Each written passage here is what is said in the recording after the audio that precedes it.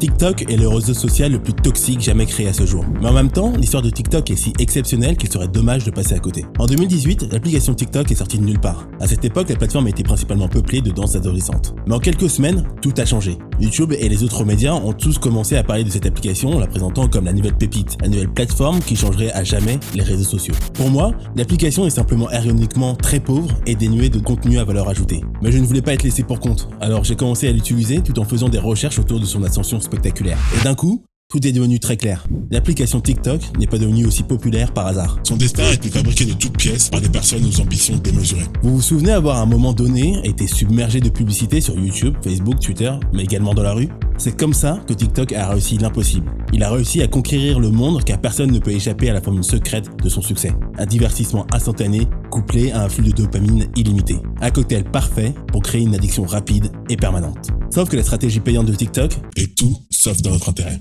Après des semaines de recherche et d'expérimentation, j'ai pu percer le secret du succès de la plateforme. Saviez-vous qu'il était possible de trouver du bon vieux porno à l'ancienne sur TikTok?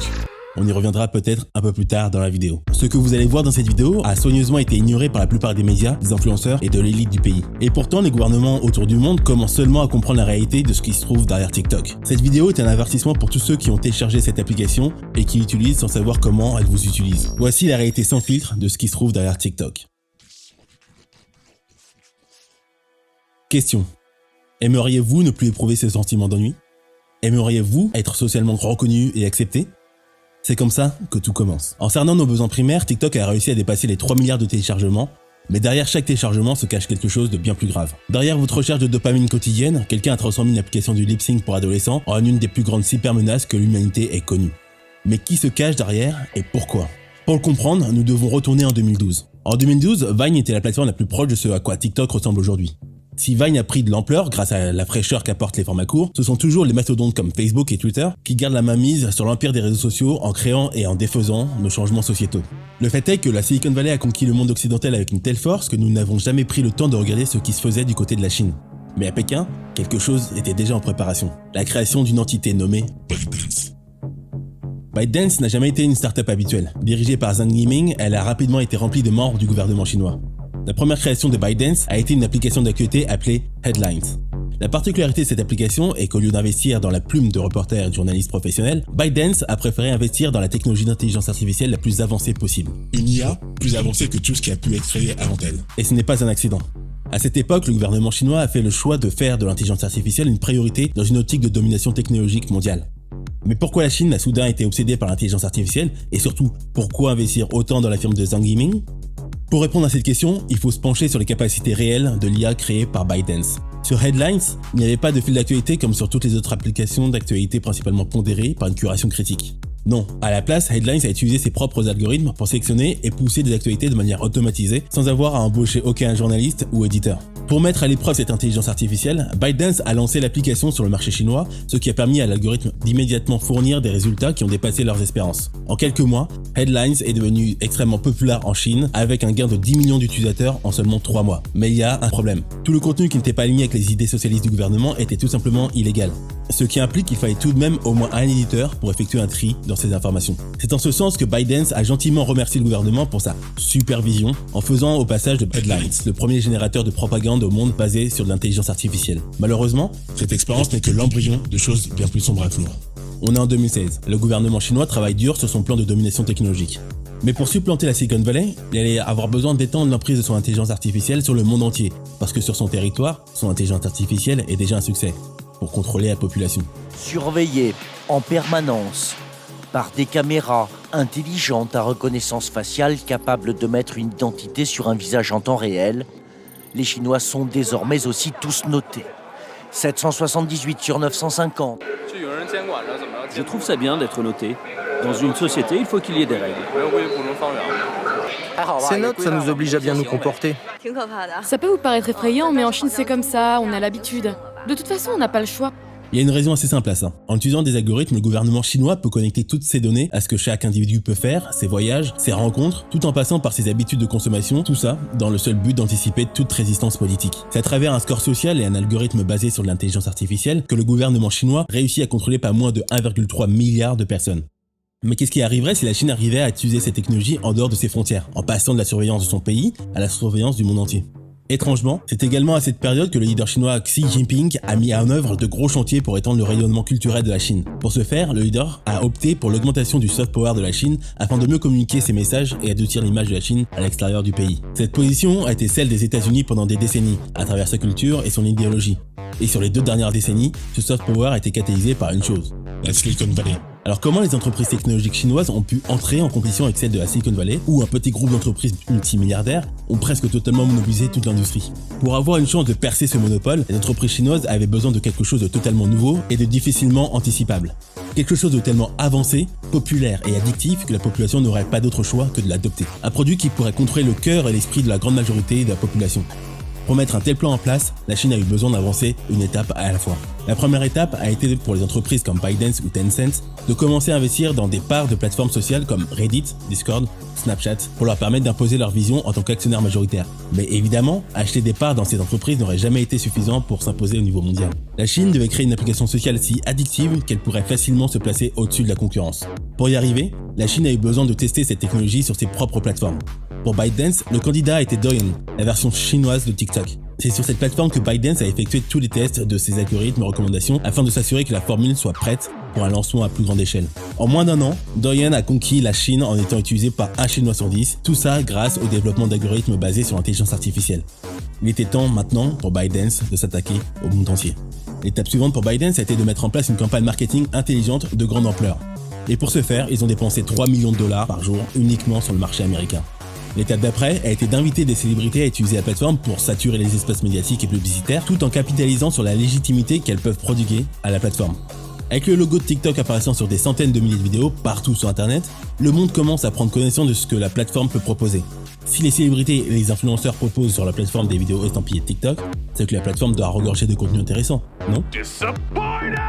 Mais le marketing seul n'aura pas pu placer TikTok là où la plateforme se trouve aujourd'hui. L'étape suivante a donc été d'accélérer le processus d'acquisition. Au même moment, ByteDance a pris connaissance d'une autre application chinoise en pleine ascension auprès de la génération Z, Musical.ly. Au lieu d'entrer en compétition pour le même objectif, TikTok a simplement racheté Musical.ly pour 900 millions de dollars. Cette acquisition a permis à TikTok d'utiliser le cœur de Musical.ly, cette capacité à rendre du contenu viral. Car c'est ce que propose en essence cette plateforme. Offrir une forme de viralité rapide à ses utilisateurs et bien plus facilement que sur des plateformes comme Snapchat ou Instagram. Tout le monde peut y poster du contenu qui peut potentiellement devenir viral du jour au lendemain. C'est précisément cet argument qui a agi comme un aimant auprès de cette génération Z en quête de reconnaissance sociale, de célébrité et de dopamine. C'est sur cette base que TikTok a pu appliquer son algorithme d'intelligence artificielle pour faire de sa plateforme la machine la plus addictive possible. Il y a plusieurs techniques psychologiques combinées à l'œuvre au sein de l'interface de TikTok. La première est le format extrêmement court des vidéos proposées. La raison de succès initial de TikTok est que ces formats sont des concentrés d'enseignement de publicité, qui est passé maître dans l'art de capter l'attention dans des formats extrêmement courts. Les entreprises publicitaires dépensent des millions pour réussir à garder votre attention dans des formats qui se rapprochent des 30 secondes. Et souvent, que vous l'appréciez ou pas, vous allez toujours trouver ce qui vous a été proposé facilement assimilable.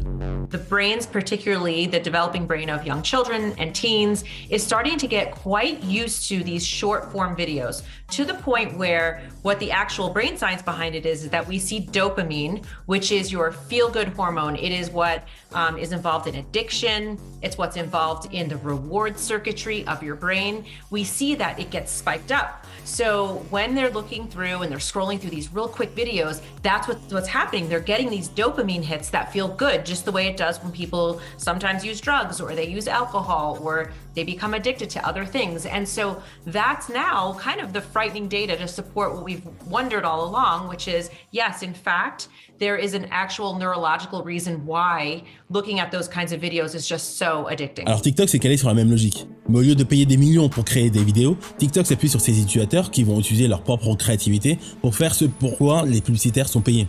Capter l'attention d'un public. Dans ce cas de figure, l'objectif de ces créateurs n'est plus d'être créatifs, mais d'atteindre une forme de viralité, peu importe le fond ou la forme, afin que la plateforme puisse les rétribuer en nombre de vues et en likes. La conséquence ? Une fois qu'une formule d'engagement a été trouvée, il ne faut pas longtemps avant de voir des copies apparaître encore et encore. Les musiques les plus publicitées sont celles que l'on retrouve partout, créant un cycle de personnes toujours en quête de viralité. Ils se retrouvent à essayer de proposer du contenu qui nourrit leur propre addiction en dopamine.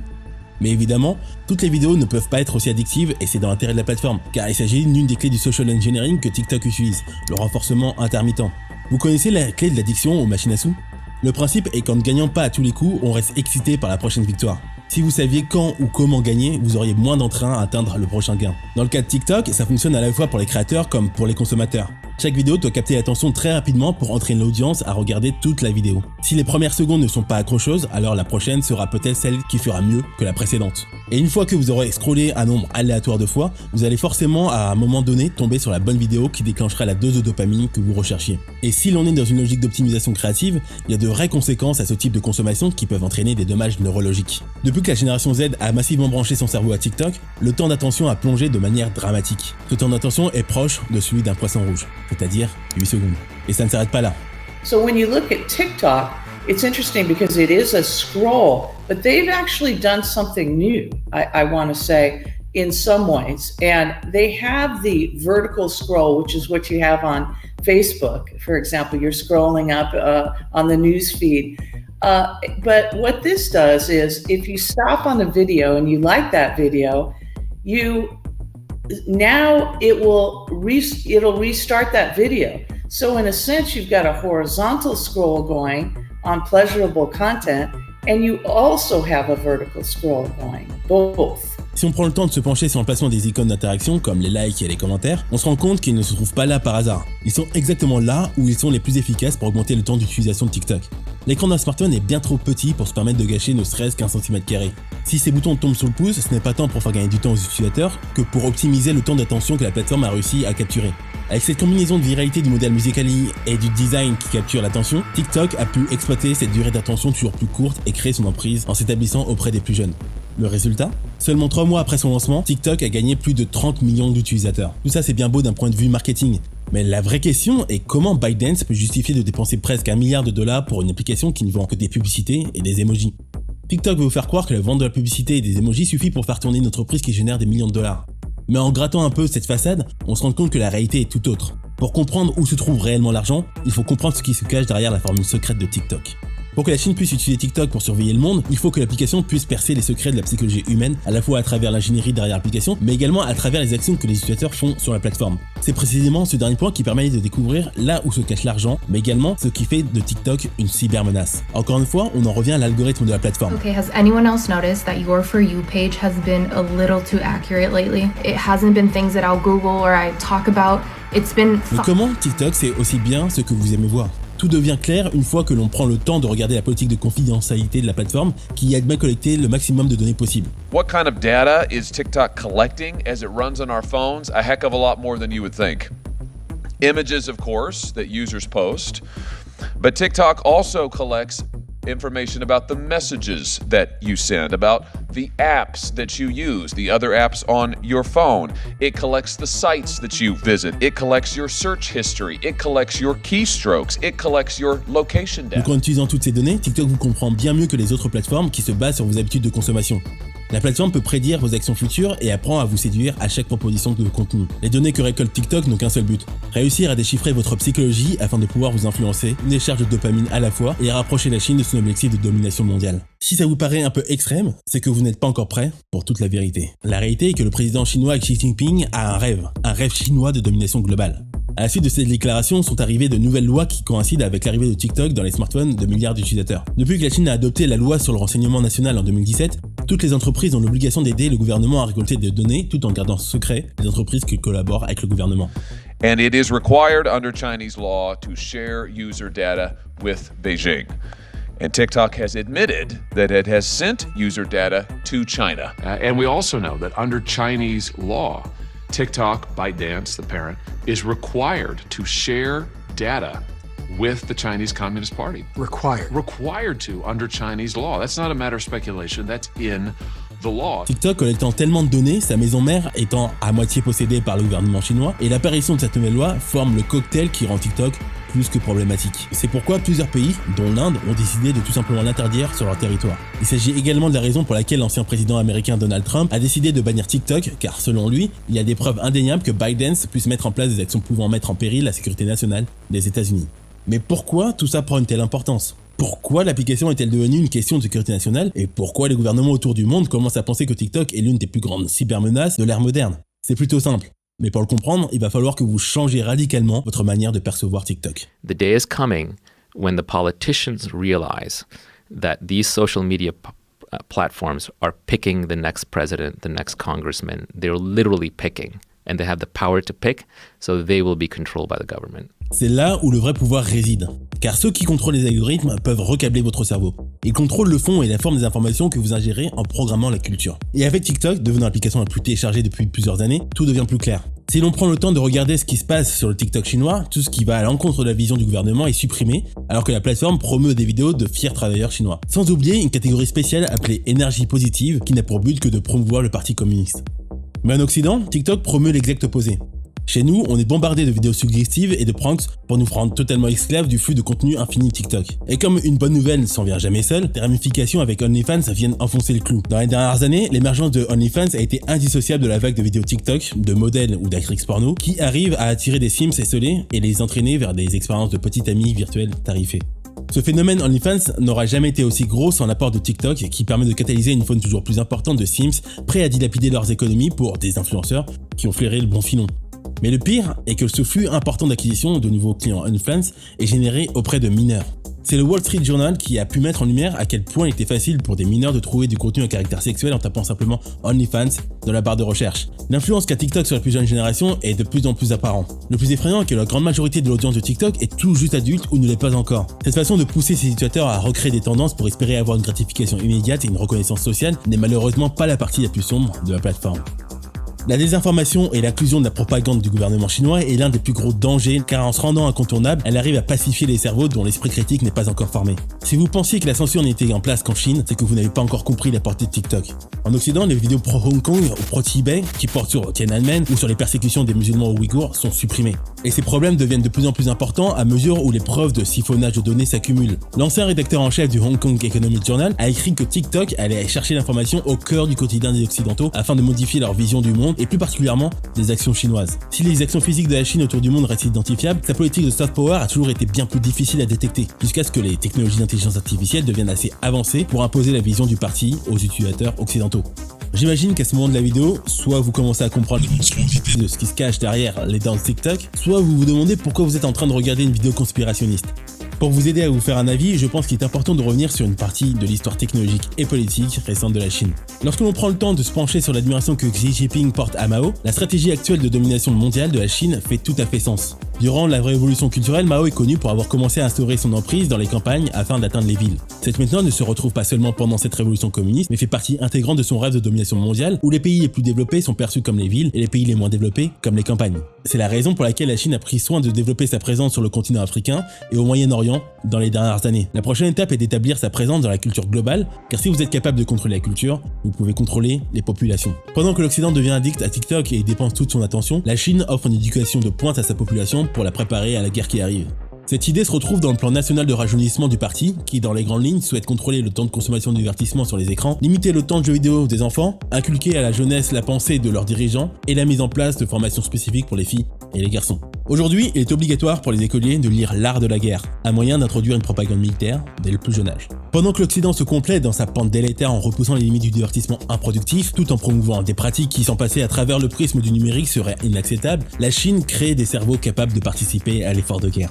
Ce contraste fort entre le TikTok chinois et le TikTok occidental montre à quel point l'intelligence artificielle de TikTok est efficace pour manipuler les masses. Évidemment, d'autres armes psychologiques ont été utilisées avant TikTok. Lorsque les Perses, durant la bataille de Pélusium, ont instrumentalisé les chats pour atteindre psychologiquement les Égyptiens, Alexandre le Grand qui a instrumentalisé la culture grecque pour imposer sa volonté, ou encore les Anglais qui ont savamment maîtrisé les réseaux de communication pour contrôler le récit de la Première Guerre mondiale. Ces expériences psychologiques ont la plupart du temps toujours suivi leur cours sous les radars. Mais dans notre époque de guerre froide constante, ces stratégies deviennent de plus en plus technologiques, et la dernière en date porte le nom de TikTok. Au final, tout se retrouve dans ce livre, L'Art de la guerre. La guerre psychologique est l'une des stratégies fondamentales exprimées par Sun Tzu car elle permet d'agir sur ses ennemis sans que ces derniers ne se rendent compte. À ce point de la vidéo, il ne reste plus qu'une seule question. Pourquoi la Chine met-elle tant d'efforts pour essayer d'influencer la culture occidentale? La réponse est simple. Pour dominer le monde, il faut l'assujettir à sa vision.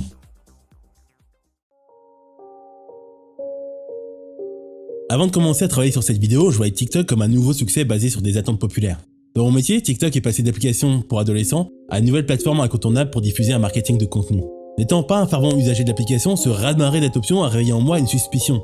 Si une application si sophistiquée est mise à disposition gratuitement, c'est qu'il y a derrière un objectif de grande ampleur. Depuis la guerre froide, l'idée de troisième guerre mondiale a toujours été latente. Chaque guerre civile ou escarmouche a permis de créer une incertitude. Mais si vous êtes honnête avec vous-même, ça n'a jamais été existentiel. Les ennemis ont toujours été des pays moins développés, étant plus pauvres et possédant moins d'influence sur notre culture. Si l'on parle régulièrement de la menace nord-coréenne et de la Russie, ce n'est pas quelque chose qui impacte foncièrement notre quotidien. En revanche, pendant cette période, nous avons quotidiennement délégué notre économie à la Chine en même temps que les métiers pénibles. C'est pour ça qu'en quelques décennies, le PIB de la Chine est passé de celui d'un pays du tiers-monde, avec 90 milliards de dollars, à celui de 12 trillions de dollars, ce qui dépasse le PIB de la grande majorité des pays du monde. Une évolution qui n'a jamais été vue dans l'histoire. Au final, TikTok n'a jamais été le projet à long terme. Il n'est qu'un outil au service d'une opération de domination bien plus grand. Les danses, la musique, les blagues ne sont qu'une façade pour quelque chose de bien plus sinistre. Le plan 2049. Qu'est-ce qu'on retrouve dedans ? Cette vision de domination mondiale a été celle de la Chine pendant plus de 50 ans, et se manifeste à travers chacune des actions réalisées par le parti. Le pire est que la Chine a réussi à nous faire croire qu'il ne s'agissait que d'un régime capitaliste occidental sous couvert d'une doxa communiste empreinte de marxisme de la belle époque. En réalité, on n'aurait pas pu être plus loin de la vérité. Le seul objectif de la Chine a été d'acquérir le maximum d'argent, une puissance militaire et logistique colossale, ainsi qu'un contrôle des nouvelles technologies. Ce n'est pas une coïncidence qu'aligné avec le plan 2049, TikTok est venu s'insérer dans un psyché des millennials et de la génération Z. On retrouve là tout le génie de leur stratégie. La Chine a engagé une guerre dans laquelle nous sommes les participants volontaires, sans même que nous nous en rendions compte. La Chine s'empare du monde économiquement, militairement et maintenant culturellement. La troisième guerre mondiale n'est pas celle à laquelle on s'attend. Elle se prépare sous nos yeux, aveuglée par des danses subjectives et des filtres divertissants. Lorsque l'on commence à relier toutes les preuves, on se rend compte de là où réside la vraie puissance de TikTok. Elle se trouve dans nos addictions et dans notre incapacité à résister à notre quête de dopamine. C'est précisément ce sur quoi repose l'algorithme de la plateforme. L'apprentissage de nos addictions pour nous en fournir toujours plus. Au final, cette vidéo s'adresse à ceux qui possèdent un esprit critique au-dessus de celle de la masse, ceux qui s'intéressent à ce qui se passe dans l'obscurité et à qui profitent les dernières innovations technologiques. Maintenant que j'ai découvert ce qui se cache derrière cette application, j'ai supprimé TikTok de mes appareils et je vous invite à en faire de même. Arriverez-vous à vous sevrer de votre addiction ? Dites-le moi en commentaire.